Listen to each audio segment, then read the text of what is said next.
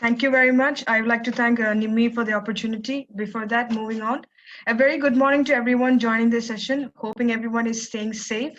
And my name is Anita Pauly, an instructor at Little Flower Engineering Institute in Kochi, Kerala. Today, we'll be discussing about occupational safety, health, and environment education, which is the third module in our employability textbook from the second semester. What is occupational safety health? Is an area concerned with protecting the safety and health and welfare of people engaged. Those are co-workers, family members, employees, customers, and many others who might be affected by the workspace environment. Next, what is workspace safety? Regulations in place to ensure the safety and health of employees. These are legal directions that the employees and workers has to follow in order to maintain a safe environment for them. Occupational health, health of an employee at workplace. The worker needs to know the complete health hazards that they will be exposed to and safety precaution they should take. Now, there are three common terms that are associated with occupational safety and health. They are harm, hazard, and risk. What is harm? Physical injury or damage to health.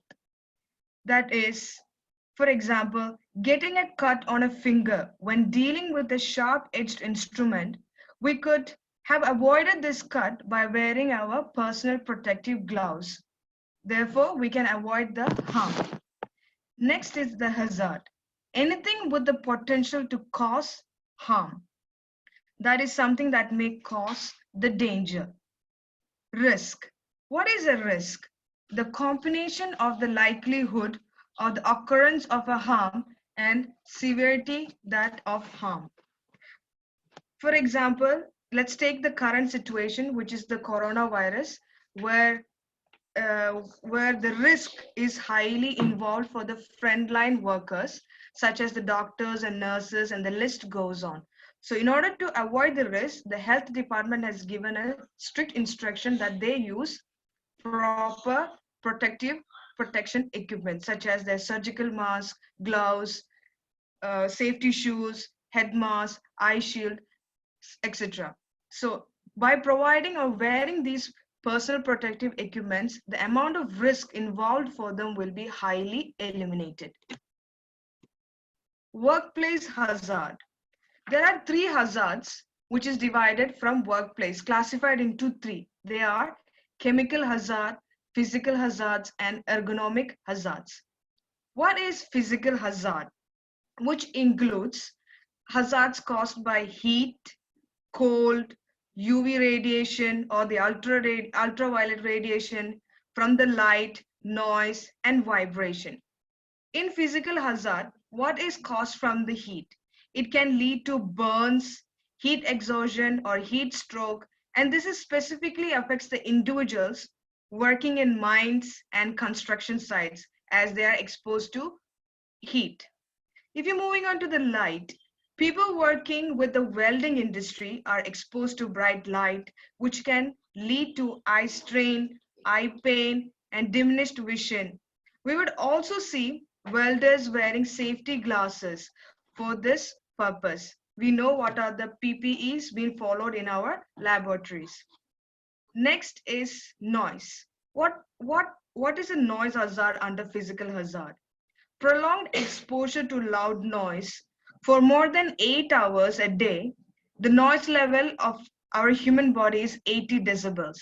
If you're having more than 8 hours in a day, you're listening to this, it can cause increase in tensions and changes in breathing patterns or leads to even deafness to an extent. Therefore, we are highly recommended to wear the earmuffs in order to prevent certain hazards. Next is the chemical hazards. What is a chemical hazard? For example, this happens in a chemical laboratories. We can say chemical spills like acids can lead to burns or even and ulcer formation because of the chemical spill on your body. Other examples include inhalation of dust or gases that leads to respiratory problems.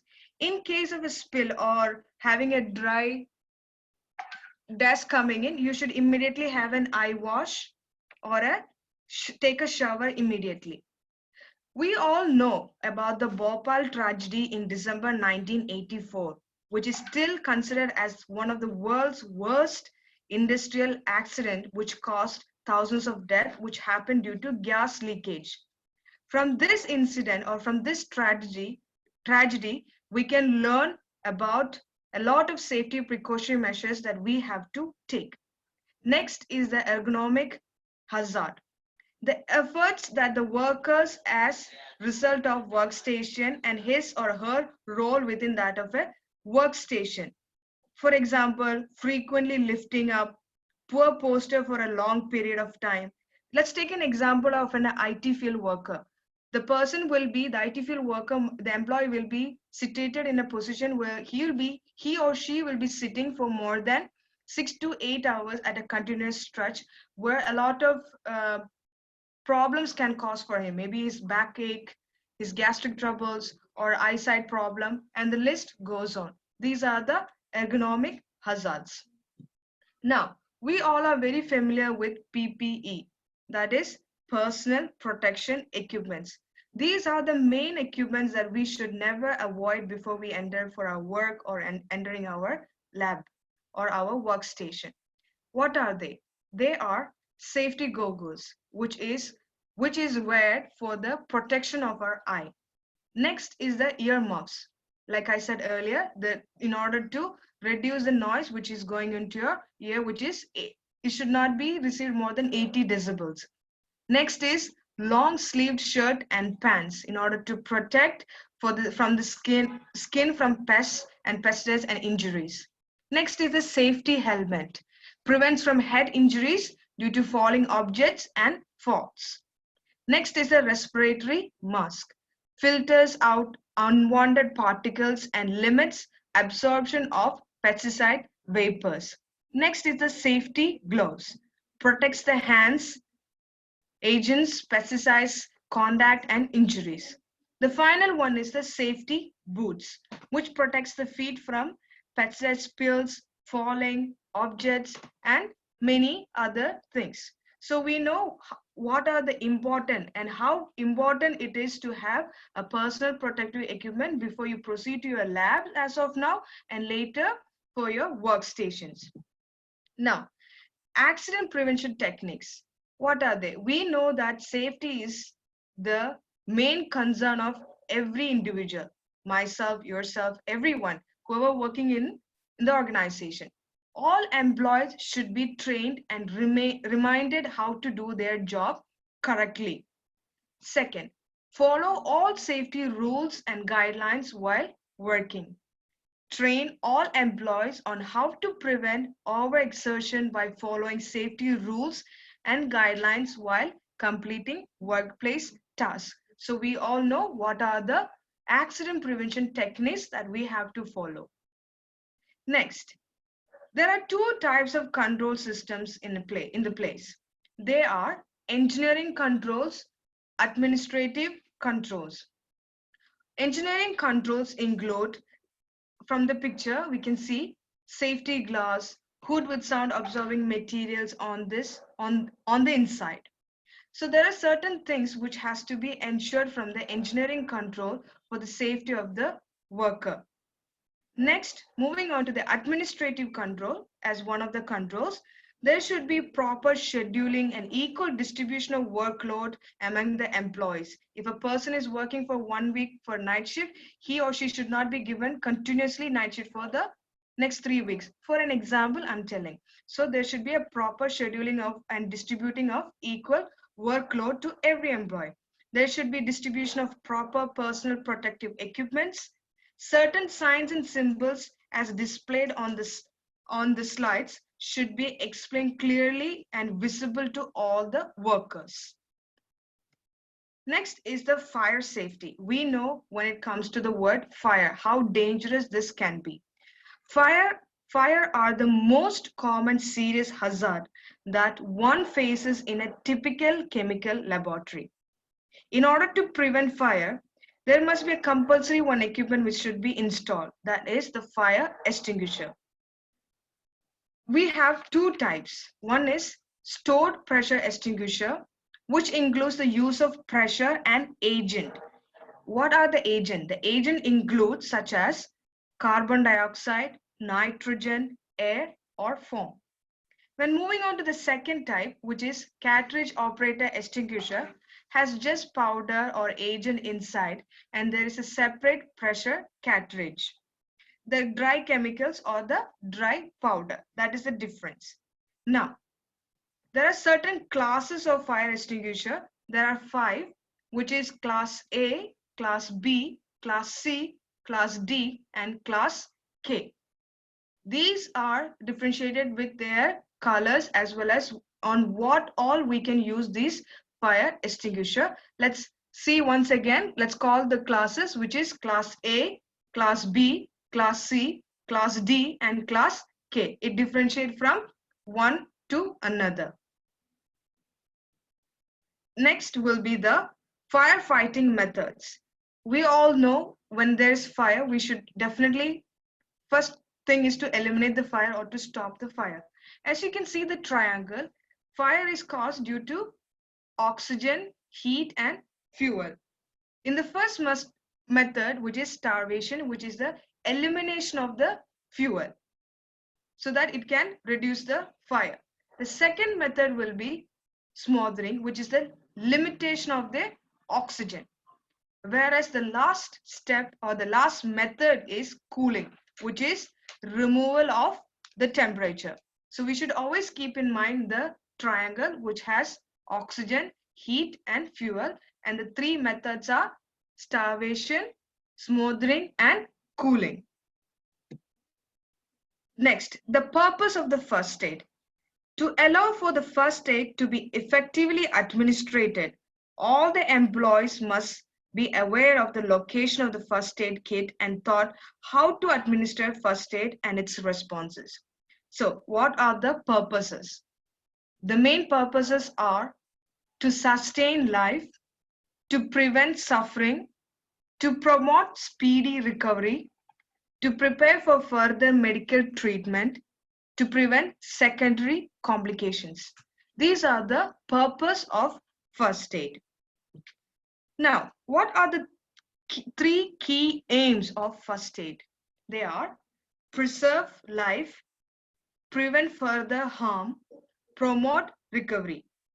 These are the summarized 3 main key points that we need to be aware of. And we all know what are Dr. ABC. They are danger, response, airway, breathing, and circulation. We should always keep in mind what is the primary or the basic thing that we should remember is Dr. ABC. How do we make it into practical life? Dr. ABC. First of all, D stands for danger. We need to know if the situation, for example, you saw a victim lying next to a fire, there is a fire outbreak. If a person is there, you should not treat the person inside that atmosphere. Make sure that you take the victim to a safer place or a safer environment and make sure that danger is out of danger, and you start the treatment. Next is the R. What is the R? Respond to the patient. Make sure the patient does not go into an unconscious state or mind. You should always ask, what is your name? Stay with me. You should make sure that you keep talking. The person is communicating to you throughout till the medical emergency arrives. The third one is the airway. You know how to do the airway to check. You lift up the chin and you tilt the head so you can make sure that the person is breathing, having a breathing. Next one is the breathing, which is B, to make sure that you should check if the person is breathing. The next one is the C, circulation. You should know if the person is having the circulation or the beat, pulse rate, in order to make sure that the person is with you and it's not going into an unconscious state. Next, We know what is Dr. ABC. Now, we should know what are the guidelines that we should follow when there is a first aid given. First one is do not panic. When you see a victim, make sure that you don't get panic because this can again panic the victim. Next is call medical emergencies. If you think that the person need a medical assistant at the earliest, call the medical emergencies. Then do no harm. If you don't know how to do or what to do, make sure that you don't do anything irrelevant. You call the medical emergencies and be with the patient, be there. Next is the reassurance. Reassurance is to make sure that the patient is to give support, mental support to the patient that he or she will be all right and the medical emergency or the medical help is on the way. Next is the stop the bleeding. If the victim or the patient is having a bleeding or having a heavy blood flow, make sure that you take a clean cloth and stop the bleeding by tying it or by covering it. Next is the golden hours. What do you mean by golden hours? Golden hours is nothing but make sure that you do not waste any time. Every minute counts. Every second is very precious. That if you think the medical emergency or the ambulance is coming a little late, take the patient or the victim immediately to the nearest medical attention or to the medical hospital or a clinic where you can get the medical assistance. Next is the maintain the hygiene.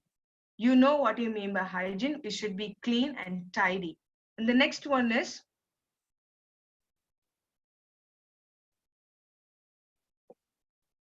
cleaning and dressing. Cleaning and dressing. Like I said earlier, if there is any wound or any bleeding, make sure there is a clean cloth to cover them. Next, the final most is stay with the victim until the help arrives. You just call the ambulance and you just walk away. That is not appropriate. That is inappropriate. In order to reassure the patient, make sure that you are staying with him or her till the help arrives, which is the medical help. Next is do not. There are certain things you should do not do to a victim, such as by not slapping an unconscious person's face or splash water on the face to try to revive him. This can bring more harm. Next, do not place a pillow under the head of an unconscious person. If you place it, this can again lead to another medical problems. Next will be the do not leave the person alone. Like we said in the guidelines, wait till the be with the victim till the medical help reach out to you. Next, do not give food to an unconscious patient. This can block their airway, which can lead to choking and you can ultimately lose the patient, maybe. So in that case, you should not give food to an unconscious patient. Next, how to report an emergency. First of all, we should make sure that this is vital and it is necessary. And first and foremost, we should definitely inform the ambulance or the medical help that you need. Next, if the situation is of a crime scene, definitely we need to call a police station and inform at the earliest. Then, if in case of any fire is taking place, you should definitely call the fire or the fire station for the help. Next, how to report. There are certain ways or certain steps that you have to follow to report an emergency, which is assess the urgency of the situation. Next, call emergency services and report your location, where you are and how you are. The third one is give the dispatcher your phone number. Make sure that you're always communicating to the person till the medical emergency or the help arrive at your station. Fourth point is describe the nature of the emergency. You should inform how bad the situation is. Fifth one is the follow the dispatcher's instruction. You should never cut your phone call. You should keep updating the person till the medical help arrive so that you can sustain or preserve the life. Next point, remain on the line until you are told to hang up. You should not cut the phone till they instruct you to do so. The final and last point is hang up the call when they instructed to do so by the dispatcher. You can cut the call when you are instructed to. Next is the idea of basic provisions of occupational safety health. A safe and health work environment is the basic right of every worker. We all are well aware of that. Next, the national policy. India's constitution prohibits child labor. That means no organization or an employer is allowed to hire an employee below the age of 14 years. It's against the law of our nation. The aim to protect the health and strength of all workers. Last one, national legislation, which is an essential foundation for safety. Environment education, which is known as EE, otherwise the full form is environment education. It is the process which makes the world community conscious about the problem of the environment. Environment refers to the cover of our surrounding, which includes our earth, soil, water, and the atmosphere situated on it. We know where we are living and the surroundings we are well aware. The environmental education is linked with three components. The first one is education about the environment, which is the knowledge. Second one, education for the environment, where values, attitudes, and positive behaviors are considered. The third one, education through the environment, which is a resource. So there are three components which comes under environment education. Next, what are the components of environment? They are classified mainly into two: natural environment and man-made environment. And when we move further, the natural environment is classified into two. They are abiotic and biotic. Now, abiotic is classified further into five. They are inorganic substance, which includes nitrogen, calcium, carbon dioxide, which is taken up by the plants.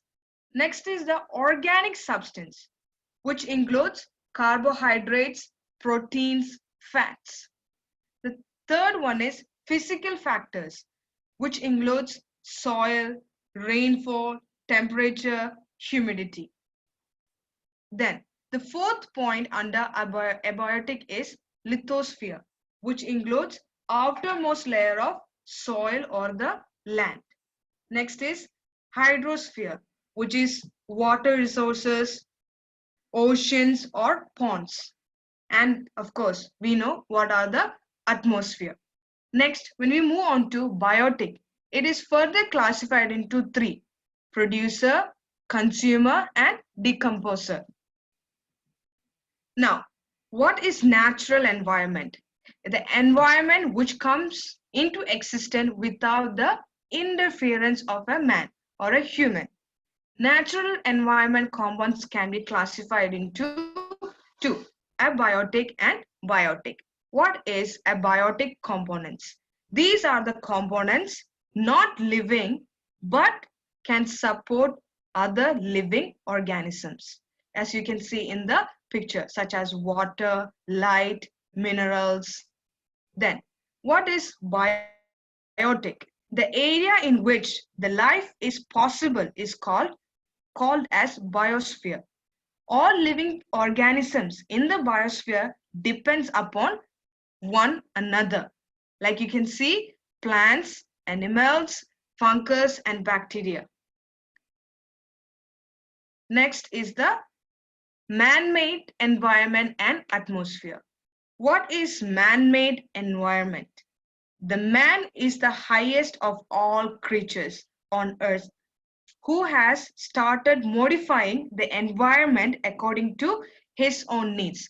As you can see in the picture, we know what are the man-made things: the house that we live, the roads, water theme parks, buildings, offices, schools, institutions, colleges. These all are man-made things. When we move on to the atmosphere, it is divided or classified as five terms. So the first one is troposphere, which is most important layer where the air breathed exists here. The second one is stratosphere, which is it's free from clouds, ideal for flying the aeroplanes.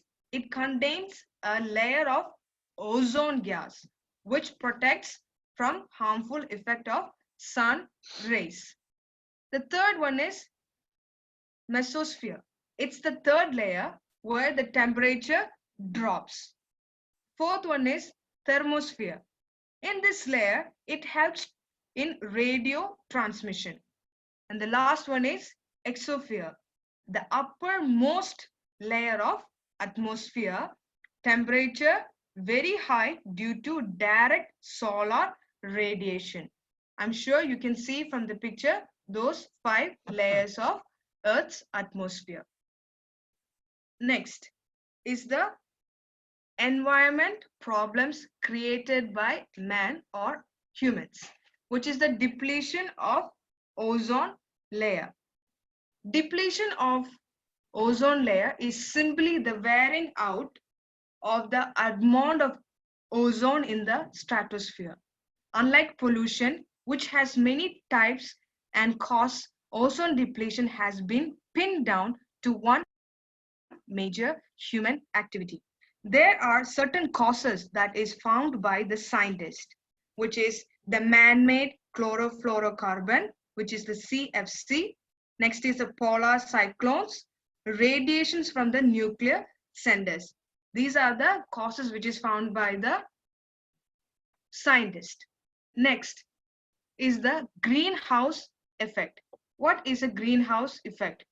The trapping of the sun's warmth in a planet's lower atmosphere due to the greater transparency of the atmosphere to visible radiation from the sun than to infrared radiation emitted from the plant's surface. So these are the 2 environmental problems created by man.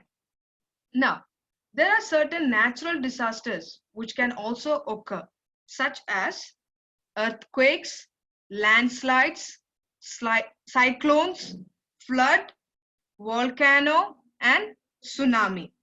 These are the natural disasters that we have experienced throughout the world. Thank you. I hope the section was clear and audible to everyone.